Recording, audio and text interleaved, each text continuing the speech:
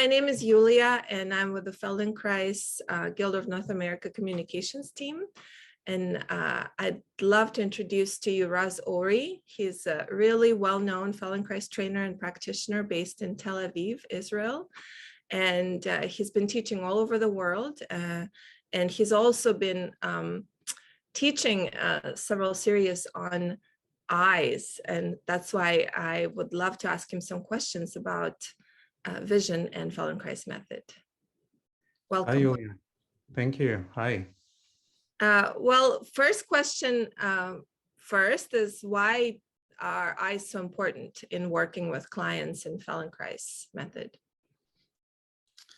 Oh, that's a great question. Well, first of all, our eyes are our most dominant sense, our way to interact with our environment and to receive input about where we are, and our external space is done primarily through our eyes. Some people like to, to quantify it as something like 70 or 80% of the sensorial input that we receive regarding the external environment is visual input. And our eyes are there are biological, evolutionary reasons for that. One of them is that our eyes are very close to the center of our skull in front of us. So we have three-dimensional vision, stereoscopical vision. Another reason for that is that we see colors in a way that no other animal sees. So that gives us a very high resolution, a lot of details in our visual system. And we became habituated to be very dependent on the visual information that we receive. So in anything that we do, any movement that we do, in any interaction that we have with our environment, the way that we use our eyes become very, very dominant and central. And the pervasive phenomena of this dominant usage of our eyes is so that, in fact, even in non-visual or non-visual per se sort of tasks, our eyes are still involved. So I'll give you a small example. If you just sit there and you pay attention to your back, the sensation of your back, it's not in front of you, you can't see it. It's not physically connected to your eyes, it's in your back. But when you shift your attention to just sense your back, isn't there something visual in how you do that shifting of attention? Some sort of visual component in that shifting of attention. So sensing our back is a non-visual task, yet there are some visual elements involved in that sort of paying attention. If we were able to really measure exactly what happens physically in our eyes and our muscles, I would say that there are also these micro changes in the muscular engagement of some sort in our eyes just from that shifting of attention. So in anything that we look in the person that we want to try and improve, any difficulty that a person might have in which we seek some sort of improvement, there is the space or the room to ask the question, how are the eyes involved in that sort of difficulty? And the pattern that the person accumulated around the difficulty, is their eyes or their visual system somehow involved? And should we pay attention to that? Should we examine and look into how the eyes are involved in that pattern of difficulty? Thank you. And I've heard this phrase several times, as the eyes store the trauma.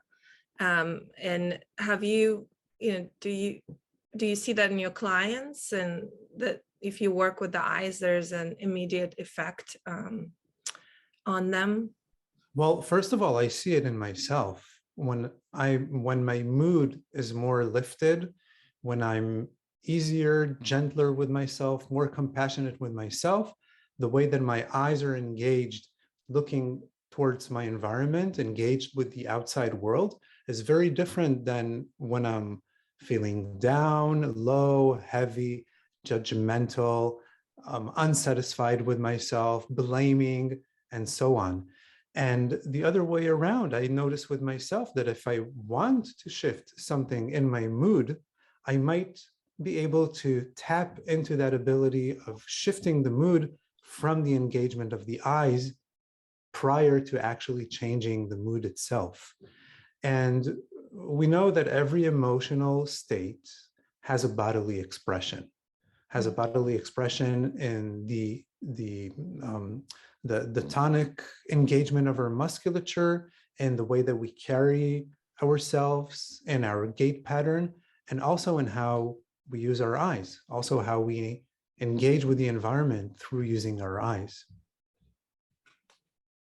Wow. And do you have any interesting client stories where you worked with the eyes and you saw maybe even something unexpected as a result? Oh, wow. Maybe you can always predict your results, unlike me. I can predict the result. No, not at all. Yeah, one thing that comes to one situation that pops into my mind is interviewing a client, a student, for the first time when she came into my clinic.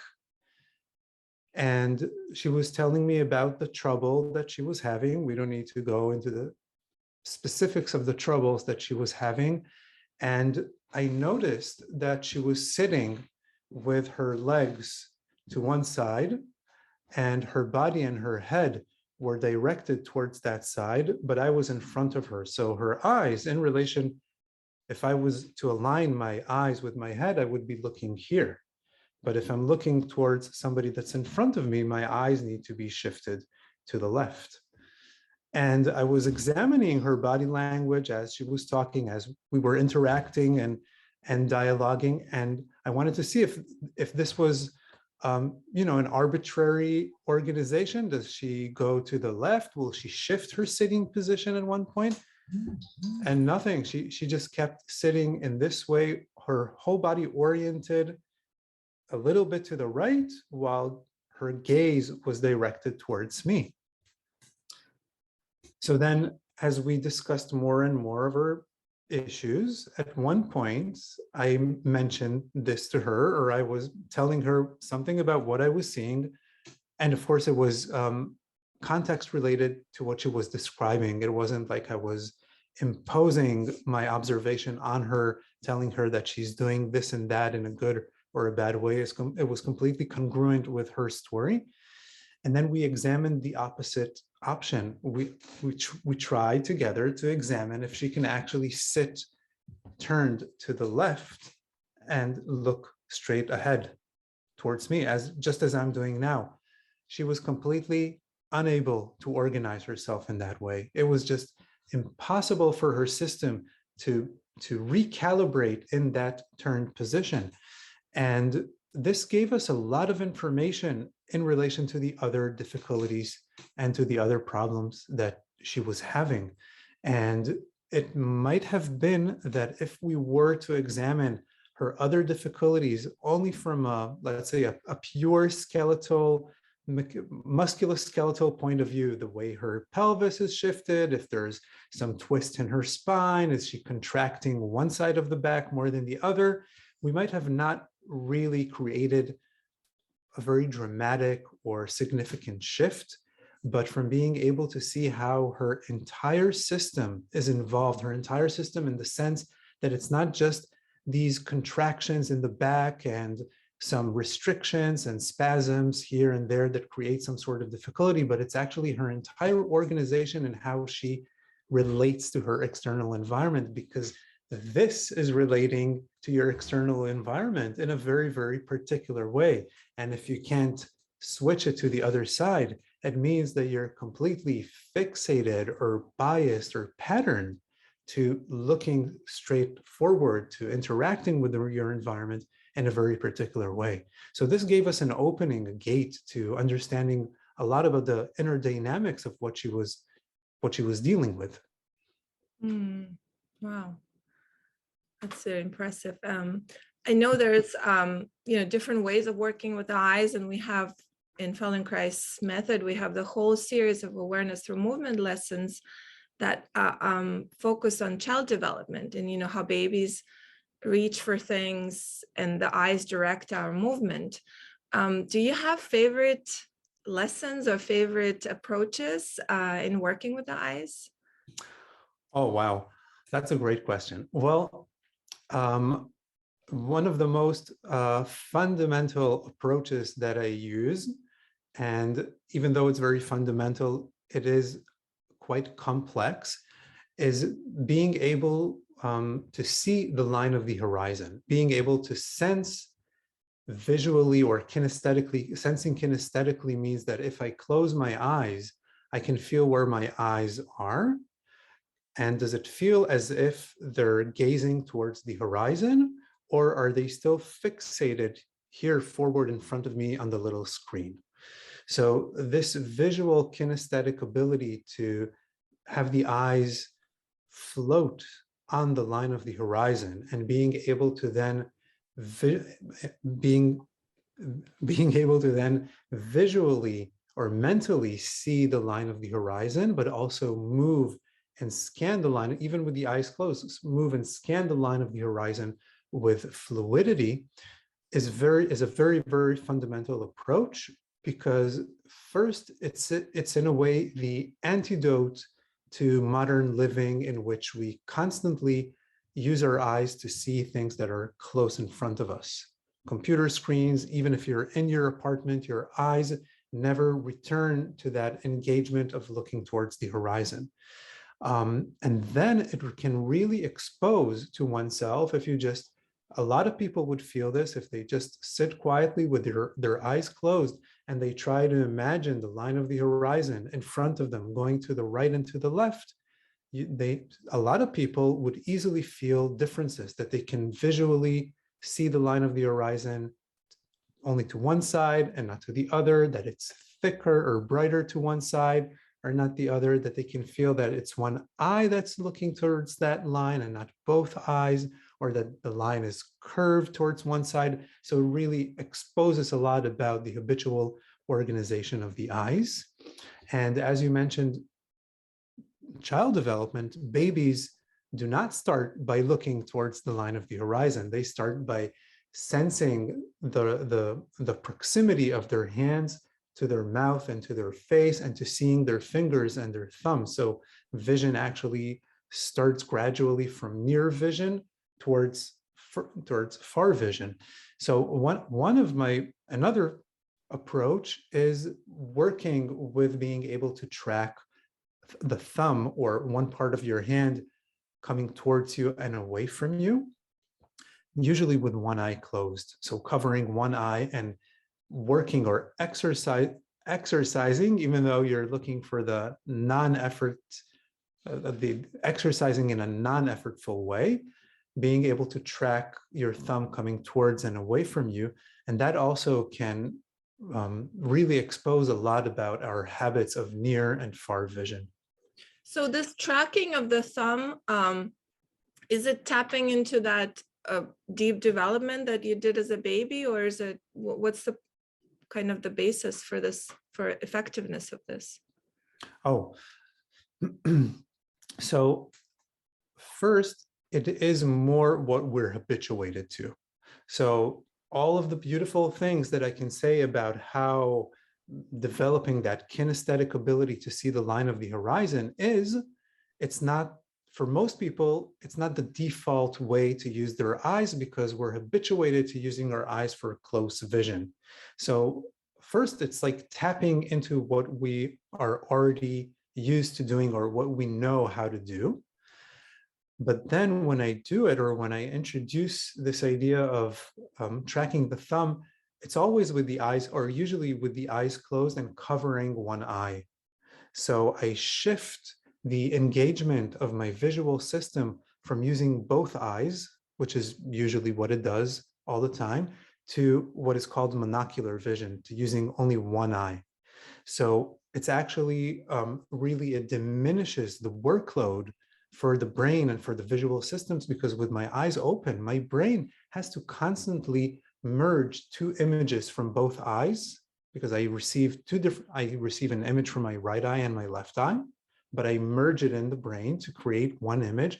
And for that to happen, I need to coordinate the movement of my eyes continuously to not have suddenly double vision here or there. So that's a lot of neural processing for my brain.